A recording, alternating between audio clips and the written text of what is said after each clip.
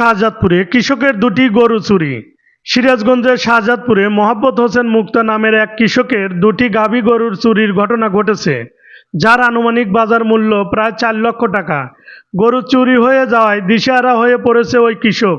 Police ঘটনাস্থল পরিদর্শন করেছে। রবিবার রাত 4টার দিকে উপজেলার গারাদাও ইউনিয়নের মসিপুর গ্রামের মোহাম্মদ হোসেন মুক্তার বাড়িতে এই ঘটনা ঘটে। ভুক্তভোগী মোহাম্মদ হোসেন মুক্তা বলেন, আমার 7টি গাভী গরু প্রতিদিনের ন্যায় রবিবার রাতে বাড়ির গোয়ালঘরে গরু রেখে ঘুমিয়ে পড়ি।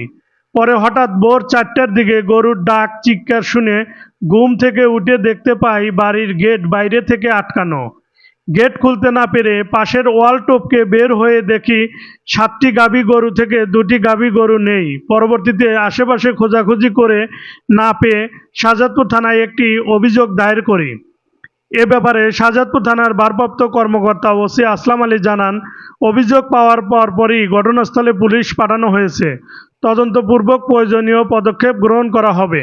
Aminul Islam, digital Shahzadpur news.